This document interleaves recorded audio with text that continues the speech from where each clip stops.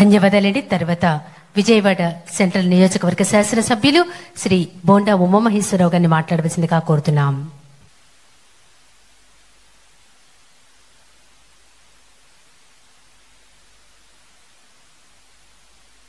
ప్రజాస్వామ్యానికి చీకటి రోజు అయినటువంటి ఎమర్జెన్సీ డిక్లేర్ చేసినటువంటి ఈరోజు 50 సంవత్సరాలు పూర్తి చేసుకున్నటువంటి సందర్భంలో ఒక్కసారి ఆనాటి చీకటి రోజుల్ని మళ్ళా భవిష్యత్ తరాల్లో ఎప్పుడూ కూడా మనకి అటువంటి పరిస్థితులు భవిష్యత్ తరాల్లో మన వారసులకు కూడా ఎదురు కాకూడదనే ఉద్దేశంతో ఈ రోజున దేశవ్యాప్తంగా ప్రజాస్వామ్య చీకటిది రోజుని ఖండిస్తూ ప్రజాస్వామ్యం వర్ధిల్లాలని ఇవాళ ఎన్డీఏ కూటమి దేశవ్యాప్తంగా ఈ సభలు నిర్వహిస్తాం. ఆ రోజు ఎప్పుడూ చూడనటువంటి పరిస్థితులు చరిత్రలో ఆ రోజున మాకు చిన్న వయసు కానీ మాకు ఊహ అప్పుడప్పుడు తెలుస్తున్న రోజులు కానీ తర్వాత జరిగిన పరిస్థితులు మేము చదువుకునే రోజుల్లో తెలుసుకుంటే చాలా ఇంత జరిగిందా భారతదేశంలో అనే అనుమానం కలిగినటువంటి సందర్భం. ఎందుకంటే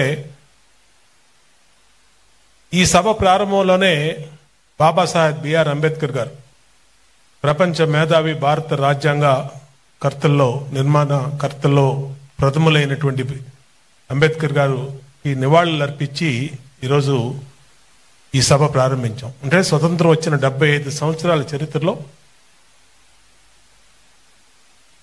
ఎమర్జెన్సీ అనే చీకటి రోజులు తప్పితే ఎప్పుడు కూడా మన భారతదేశం ఎక్కడ ప్రజాస్వామ్య వ్యవస్థలో అంబేద్కర్ గారి ఆశీస్సులతో ఆయన ఆశయాలతో ఆయన రాసినటువంటి రాజ్యాంగం వల్ల అందరూ అన్ని వర్గాలు అందరం కూడా అన్ని ప్రాంతాలు కూడా సుఖ సంతోషాలతో ఉన్నటువంటి పరిస్థితి.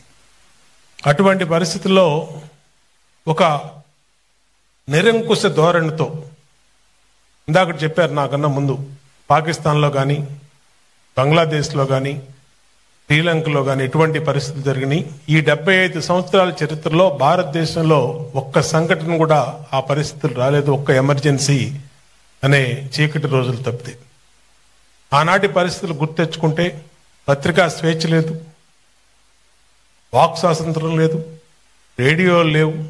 అంటే టెక్నాలజీ లేనట్టు రేడియో పేపర్ అనేది చాలా కీలకమైనటువంటి పత్రికలు అనేది చాలా కీలకమైనటువంటి సమాచార వ్యవస్థని పూర్తిగా నియంత్రించి ప్రతిపక్ష నాయకుల్ని జైల్లో పెట్టి ప్రశ్నించే గొంతుకుల్ని అరెస్టులు చేసి అనేక రకాలుగా ఇబ్బందులు పెట్టినటువంటి చీకటి రోజులు ఆ రోజు 75 నుంచి 77 వరకు మనం పడినటువంటి చీకటి రోజులు చరిత్రలో ఎప్పుడు కూడా మళ్ళీ అటువంటి పరిస్థితులు రాకూడదని మనం భావిస్తా ఉన్నాం. ఈరోజు నరేంద్ర మోడీ గారి నాయకత్వంలో రాష్ట్రంలో చంద్రబాబు నాయుడు గారి నాయకత్వంలో ప్రజాస్వామ్యం వర్ధిల్లే విధంగా ప్రజాస్వామ్యం నిరంతరం కూడా కాపాడుకునే విధంగా మన రాజ్యాంగం సుఖ సంతోషాలతో మనందరం కూడా రాబోయే రోజుల్లో అందరం కూడా చక్కటి